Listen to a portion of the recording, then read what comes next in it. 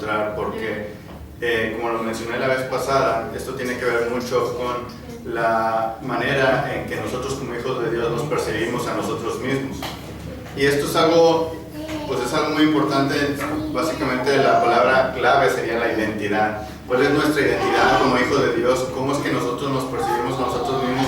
¿Cómo es que nosotros, siendo lo que somos y cómo nos percibimos, en realidad llevamos la vida que llevamos? Y esto es algo importante. Pablo escribe este libro a los Efesios, y nada más como una situación cultural que nosotros también debemos considerar, porque posiblemente puede haber alguien que nos lo diga. No, hay algunos autores que piensan, o algunos estudiosos que piensan que Pablo no escribió este libro y que no se los escribió a los Efesios, que pues es mucha situación, ¿verdad? Sino que se considera que era un estudiante o un allegado de Pablo, que en realidad es una interpretación de Colosenses y que luego lo manda, se distribuye entre las iglesias de Asia.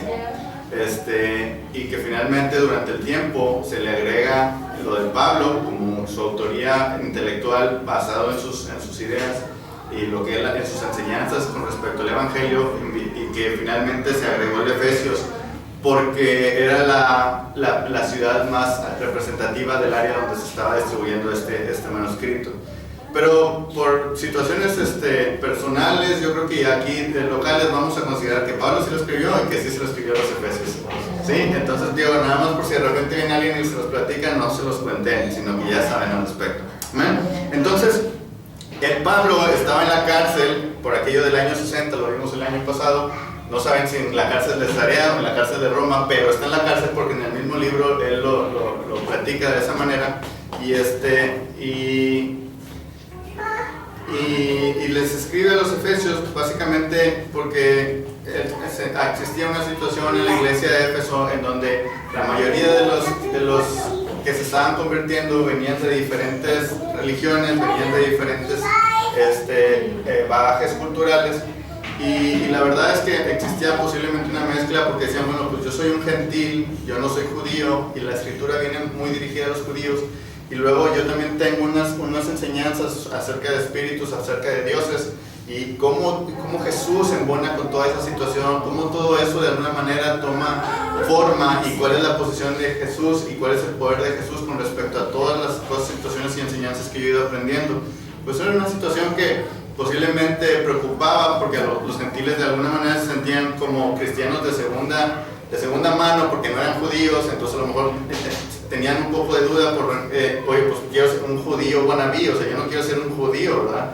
Y la verdad es que la historia nos muestra que no se trata de los judíos. Cuando vemos la palabra, no se trata acerca de los judíos, sino que el Antiguo Testamento, el objetivo, y que muchas veces se pierde, es que podamos nosotros entender el papel de Jesús, en cómo Jesús vendría a ser para el mundo a través de la historia de los judíos del Antiguo Testamento, porque al final de cuentas todo lo que escribieron los profetas, todo lo que se escribió desde el principio de los tiempos hasta Jesús, era prácticamente para que se cumpliera en Jesús. Amén. Entonces les platicaba esa situación de tener varios bagajes culturales. Algo que sí es bien importante que nosotros tengamos muy claro es que la cultura, lo que nosotros conocemos como cultura, no es nada más y nada menos que la manifestación de la naturaleza del hombre, basado en situaciones que se han forjado durante centurias, durante años, durante siglos, en el que el hombre empieza a tomar ciertas costumbres, manifestando su naturaleza y generándose dioses, generándose costumbres, generándose situaciones, y después se hace una forma de tradición y a lo que nosotros denominamos como cultura. Y la verdad es que la cultura que Dios tiene preparada para el hombre no es la que nace del corazón del hombre, porque el corazón del hombre tiene el pecado. Y vamos a revisar algo, ¿dónde es donde eso empieza? ¿Sí? Y obviamente todo empieza en el Génesis. Como ustedes saben, el Génesis es el primer libro de la Biblia, y Génesis significa comienzo. ¿Sí? Y todo empieza como, el propósito del Génesis es básicamente establecer que Dios es el creador, ¿sí? Que Él lo hizo todo, Él nos formó a nosotros y el universo.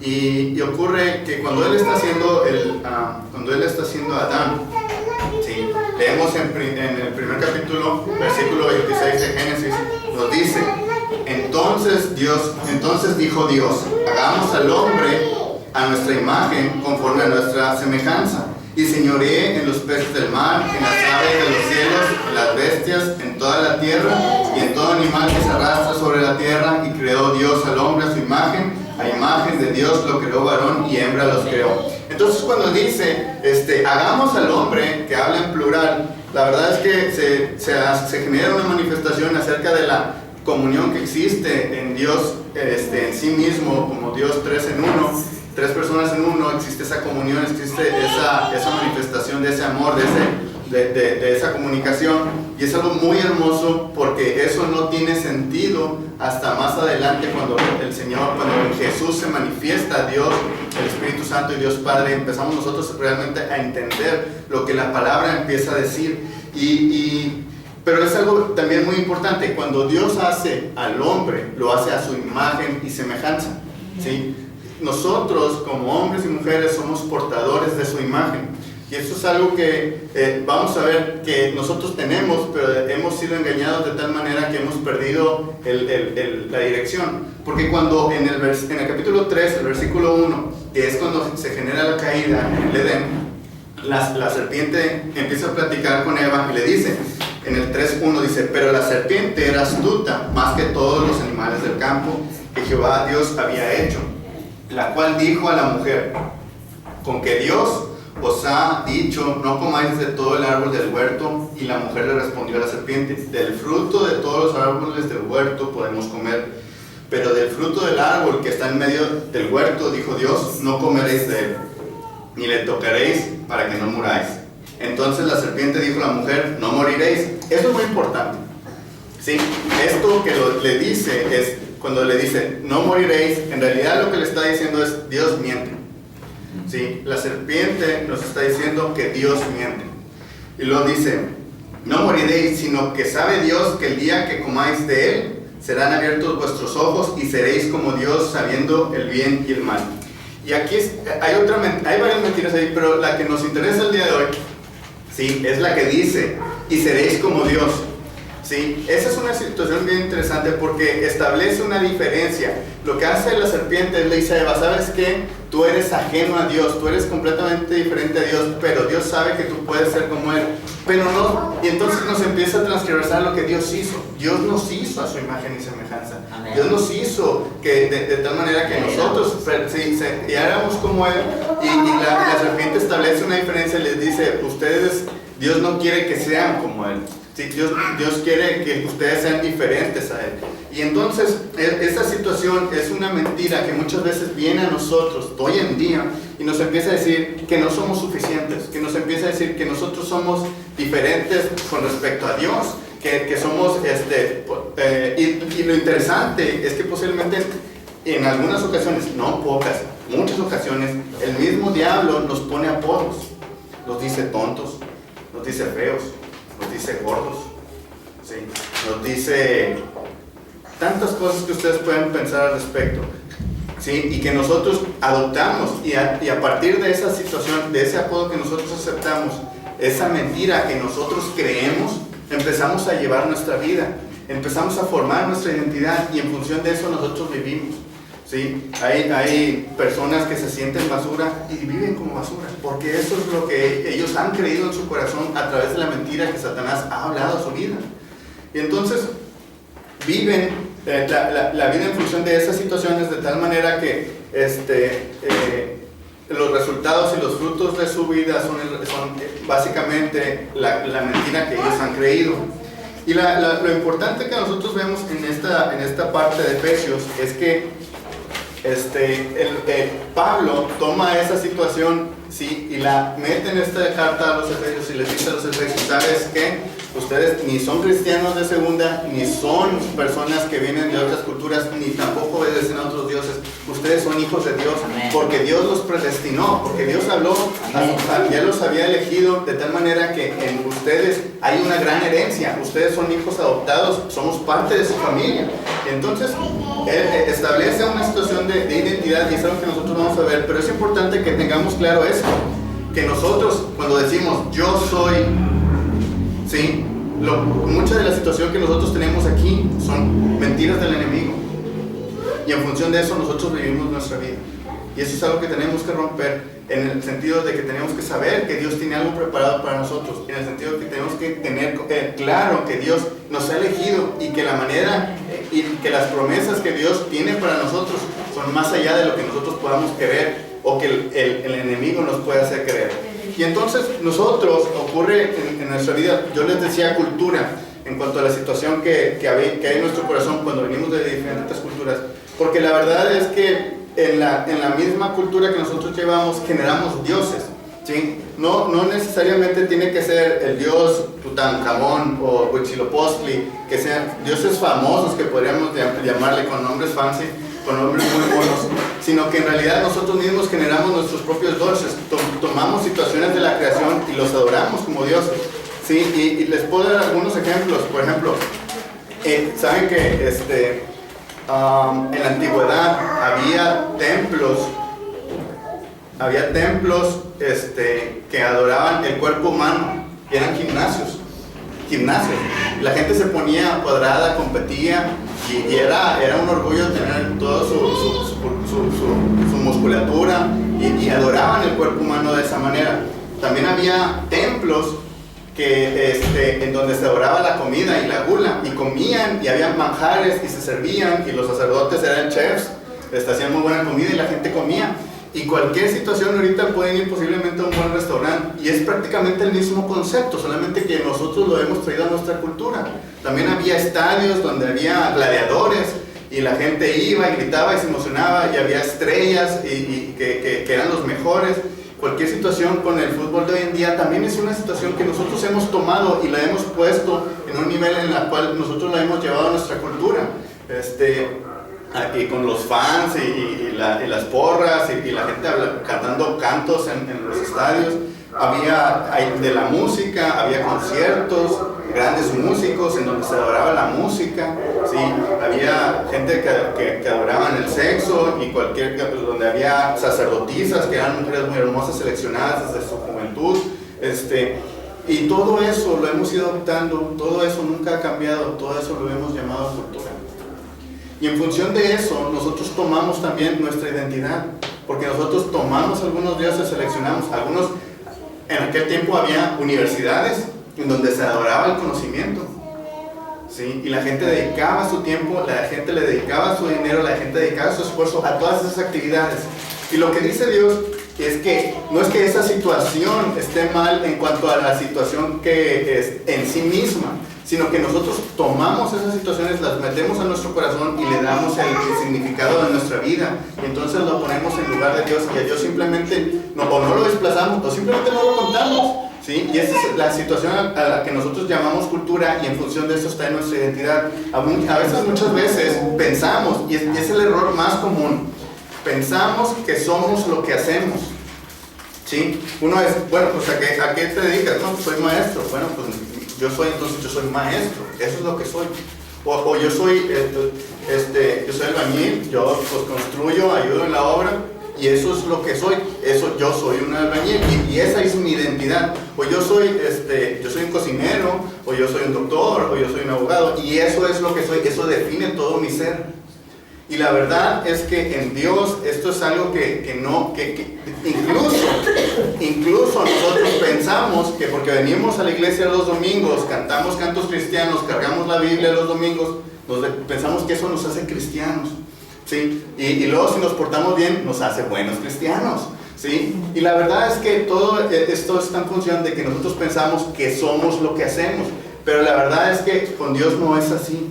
Sí, porque si nosotros empezamos a creer de eso, entonces podemos pensar que en la medida de que nosotros hacemos acciones buenas o hacemos acciones malas, o simplemente escogemos lo que hacemos, vamos a generar nuestra identidad. En Dios no es así. En Dios y la verdad es que nosotros somos, ¿sí? Nosotros somos, y entonces en eso definimos nuestra vida.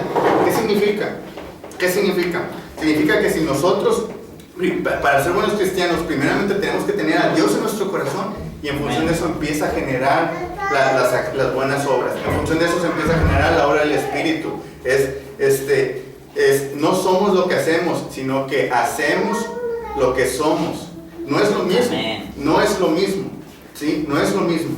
¿Y cómo, entonces, cómo funciona esa situación y cómo entra en mi realidad? Bueno, nosotros nos esforzamos por ser algo, ¿sí? A veces pensamos que si somos ricos, o pensamos que vamos a ser ricos cuando gastamos mucho, ¿sí? Y la verdad es que hay ricos que no gastan nada porque son muy avaros. Pero la idea que nosotros tenemos de la riqueza es la que nos lleva a actuar de esa forma. Entonces, si yo quiero ser rico, entonces significa que tengo que gastar mucho y empiezo a gastar. Y finalmente no voy a ser rico. Al contrario, voy a ser muy endeudado, ¿sí? O puede ser que yo quiero ser muy listo. Sí, quiero ser muy listo y entonces empiezo yo a estudiar y la verdad es que a veces posiblemente no voy a ser listo, voy a ser muy aplicado, eso está bien, y no es que esté mala la situación, pero si pensamos que esa es nuestra vida, que esa es nuestra identidad, entonces vamos a realmente invertir en tiempo en cosas vanas, decía Salomón, porque todo eso es vanidad. Al contrario, la situación es que nosotros debemos de poner nuestro corazón en Dios y Él forja nuestra personalidad, Él forja nuestra vida, Él forja nuestra identidad y nos dice, porque nosotros somos sus hijos. Somos sus hijos, ¿sí? Y hemos sido llamados desde antes del fin del tiempo y hay muchas cosas por su gracia, porque Él nos ha amado. Entonces, de esa manera, cuando nosotros entendemos que somos hijos de Dios, de repente las situaciones del mundo empiezan a perder su valor, ¿sí? Las situaciones del mundo empiezan a carecer de importancia, no porque no sean necesarias, sino porque la herencia que Dios tiene preparadas para nosotros, a través del anticipo que es el Espíritu Santo, lo vimos la semana pasada, en nuestra vida empieza a tomar una situación de consecuencia diferente, ¿sí? Porque ya no se trata de ser listo, ya no se trata de ser rico o ser pobre o tener cierto título, sino que en realidad se trata de que la obra de Dios se manifieste en cada uno de nosotros y que nuestra vida dé gloria a Dios. Esa es la situación. Es cuando nosotros entendemos nuestra identidad en Cristo, sabemos entonces cómo nuestra vida da gloria a su nombre. Lo entendemos, lo conocemos, porque el Espíritu nos revela su obra. Su Espíritu nos muestra. Y vamos a leer Efesios, porque no lo hemos hecho aún. Y vamos a entender un poquito acerca de lo que Él nos está diciendo, lo que Pablo nos dice en ese momento. Porque Él les dice a ellos, ¿saben qué? Ustedes no son fenicios, ustedes no son de Egipto, ustedes no son griegos, ni romanos, ni judíos. Ustedes son hijos de Dios y hay una herencia preparada para ustedes a través de la gloria de Dios, a través de su sublime gracia. Y vamos a leer el primer capítulo, versículo 15, y lo vamos a leer hasta el 23, y luego vamos a desmenuzar unos conceptos ahí, ¿sí? Entonces vamos a ver, por esta causa también yo, habiendo oído de vuestra fe en el Señor Jesús y de vuestro amor para con todos los santos, no ceso de dar gracia por vosotros, haciendo memoria de vosotros en mis oraciones, para que el Dios de nuestro Señor Jesucristo, el Padre de gloria, os dé espíritu de sabiduría y de revelación en el conocimiento de Él, alumbrando los ojos de vuestro entendimiento, para que sepáis cuál es la esperanza a que Él os ha llamado, cuáles las riquezas de la gloria de su herencia en los santos, y cuál la supereminente grandeza de su poder para con nosotros los que creemos, según la operación del poder de su fuerza, la cual operó en Cristo, resucitando de los muertos y sentándole a su diestra en los lugares celestiales, sobre todo principado y autoridad y poder y señorío, y sobre todo nombre que se nombra, no solo en este siglo, sino también en el venidero, y sometió todas las cosas bajo sus pies y lo dio por cabeza sobre todas las cosas a la iglesia, la cual es su cuerpo, la plenitud de aquel que todo lo llena en todo. Amén. Amén. Y entonces nos dice, y eso es una oración que Pablo hace, algunos dicen que termina ahí, otros dicen que le continúa un poquito más en los siguientes fines de semana, los vamos a ver los siguientes domingos, y es algo que, pues primeramente Pablo retomando lo que venía diciendo de los versículos, es yo escuchando de la fe que ustedes tienen en el Señor, pues, y también el amor que tienen para los santos. Y aquí es una situación, Pablo ahí da testimonio que la iglesia de Éfeso, ¿sí?, tiene fe para con Dios, cree realmente el Evangelio, lo conoce y lo cree y lo manifiesta a través del amor que tiene para los santos. O sea, no nada más es yo creo, sino que también hay fruto. Él da testimonio de eso. ¿Saben qué? Yo he escuchado que ustedes tienen fe y hay fruto para con los santos, ¿sí? Y entonces, él ora y dice, gracias sea a vosotros. Y luego, les dice, os dé espíritu de sabiduría y de revelación en conocimiento de él. ¿Por qué? Porque si tienen fe y hay frutos, ¿por qué les pide eso? Porque es algo que debe de ser continuo, es algo que existe continuamente, es un crecimiento. Es lo que les dice, o sea, no significa que no lo tenían, significa que Él está en constante oración para que exista cada vez más, que ese conocimiento y esa sabiduría vaya creciendo en ellos. Y que al final de cuentas tengan ellos los ojos abiertos. Y es algo que es muy importante. ¿Por qué? Porque nosotros no podemos entender la grandeza de Dios por nosotros mismos. El hombre en sí mismo no comprende a Dios. Todo el Antiguo Testamento, incluso los judíos, no entendían cuál era la obra de Dios, cuál era su intención, ¿sí? Y aquí mismo, en los primeros versículos de este capítulo, nos dice, de tal manera que a Él le plació manifestarse, ¿sí? En nosotros. Manifestarse con nosotros a través de Jesús, porque de otra manera el hombre no iba a poder entender. ¿Por qué? ¿Cuál es el propósito del Antiguo Testamento? El Antiguo Testamento. ¿Cuál es el propósito del Antiguo Testamento? Explicar a todos nosotros los hombres cómo Dios iba a obrar y cuáles papeles iba a jugar Dios en Jesús en la tierra y a la diestra del Padre. Él iba a tomar el rol de sacerdote, él iba a tomar el rol de sacrificio, él iba a tomar el rol de cordero para el sacrificio, para el perdón de todos nuestros pecados. Y era necesario que nosotros lo entendiésemos en cómo ocurría anteriormente, para que pudiésemos apreciar cada una de las imágenes, cada uno de los papeles, cada uno de los momentos, de los roles que Jesús toma aquí en la tierra y en el cielo, como rey, como sacerdote, como profeta. Y entonces, a través de la gracia de Dios, Él viene y se manifiesta con nosotros. Él viene y se manifiesta y nos muestra que la verdad es que Él tiene un plan ya hecho, que Él tiene ya tiene una serie de hechos en los cuales Él empieza a generar la obra de santificación, de salvación, de justificación, y los va haciendo realidad, pero a Él le place mostrarnos nuestros planes para que nosotros veamos la grandeza de su amor, su magnificencia, y podamos dar gloria a su nombre. Y entonces Él dice que la verdad es que el espíritu de conocimiento y de sabiduría venga a nosotros de tal manera que abra nuestros ojos y podamos entender cada vez más y apreciar y dar gloria a Dios de cada una de las situaciones que ha venido haciendo. ¿Sí? Y entonces la situación es, y nos dice, y entonces sus ojos, lo que Él desea es que nuestros ojos sean abiertos y podamos nosotros ser testigos de tres cosas, de cosas que sepamos. Es la esperanza a la cual Él nos ha llamado, que Él murió en la cruz, lavó nuestros pecados y nos envió el Espíritu Santo como arras, ¿sí? como primicias, como principio, como enganche acerca de las bendiciones que Él tiene preparadas, Pablo lo denomina como una herencia. Nos ha dado eso, pero nos ha dado también una esperanza, que Él va a volver, que Él viene y va a terminar con el sufrimiento, ¿sí? Esa es la esperanza a la cual nos ha llamado, que independientemente de qué es lo que pase, va a llegar el momento que nosotros vamos a estar parados delante de Dios y vamos a ser bien recibidos por la sangre que hay en nuestros corazones, la sangre de Jesucristo. Amén. Luego, la segunda cosa que nos menciona aquí es las riquezas de la gloria de su herencia en los santos.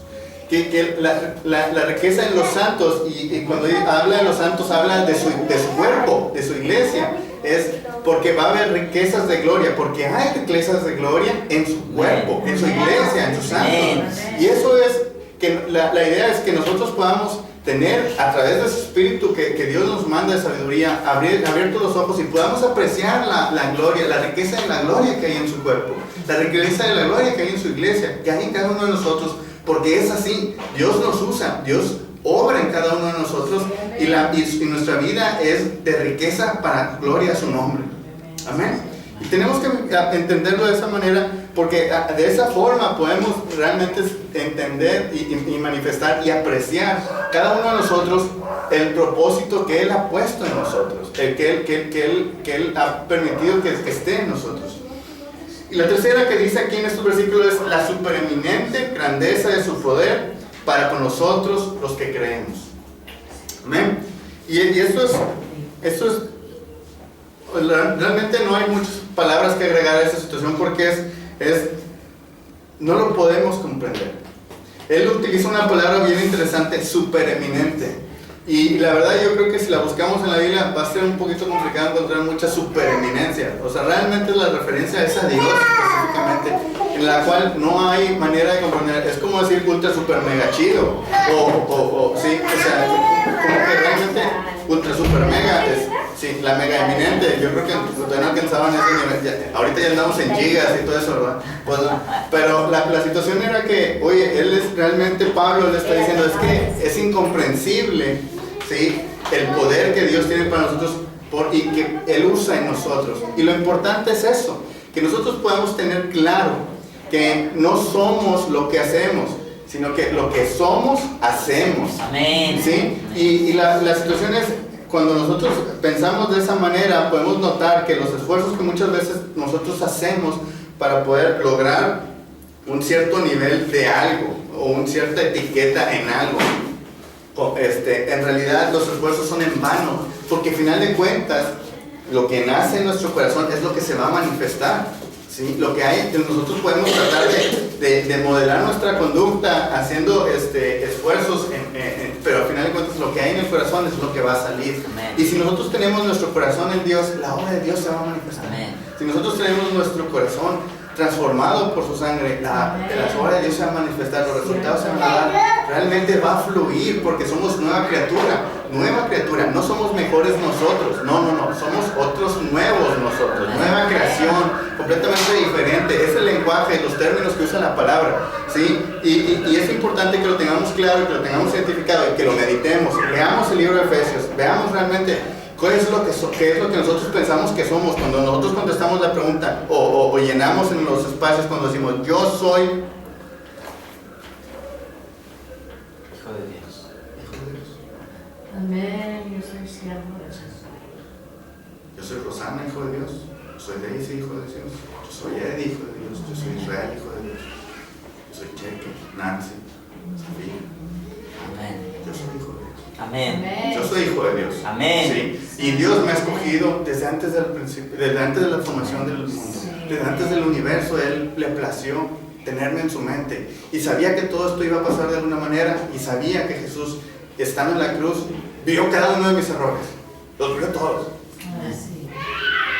los sintió todos, sí, y se los llevó. Amén. Y nueva criatura soy.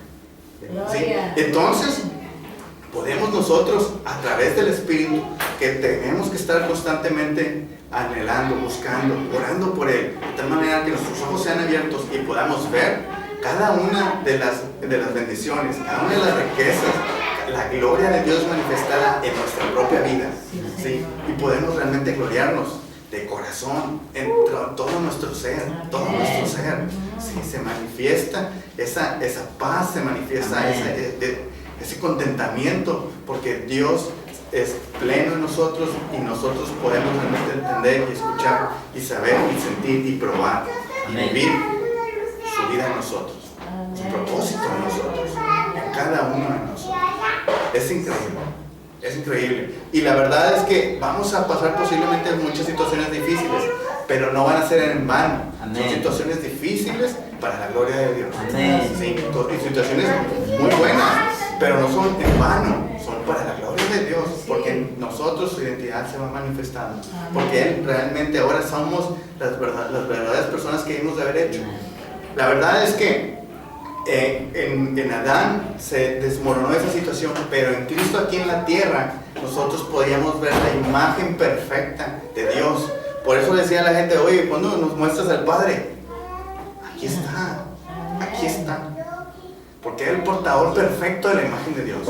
Jesús era el portador perfecto de la imagen de Dios. Si Él vivió la vida como se supone que nosotros la debemos de vivir. Amén. Jesús lo hizo. Jesús lo hizo. Y nos mostró que a través del poder del Espíritu Santo se puede. Entonces, ¿qué significa? Que el pecado no puede contra nosotros. Amén. Que nosotros no administramos el pecado, sino que el pecado lo llevamos a muerte. Amén. En la cruz de Jesús, por a través del Espíritu Santo. Este es el testimonio de Jesús en esta tierra. ¿Sí? No es que sea Dios, es que Él es hombre, se despojó de sí mismo. ¿Sí? Así dice la palabra. Y Él llevó una vida con nosotros y fue tentado en todo como nosotros y nunca pecó. Nunca pecó. Y entonces nosotros somos portadores de la imagen de Dios. ¿Sí? Y en su sangre somos lavados y somos limpiados y somos santificados. ¿Sí? No para gloria de nosotros, sino para gloria de su nombre. Para que Él realmente pueda ser, para que su imagen pueda ser distribuida a través de nosotros al mundo. Amén. Ese es el propósito, para gloria de su nombre. Y que nosotros podamos abrir nuestros ojos y dar testimonio y dar reconocimiento de lo que Dios está haciendo en la tierra y podamos nosotros entender cada vez más y conocerlo a Él cada vez más a través de lo que nosotros somos aquí. Amén. Amén. Te damos gracias, Padre, en este día, Señor, porque nos hablas, Señor, porque nos muestras, Padre, porque abres nuestros ojos, Señor. Te pedimos que lo hagas, Padre, cada vez más. Sí, que nos muestres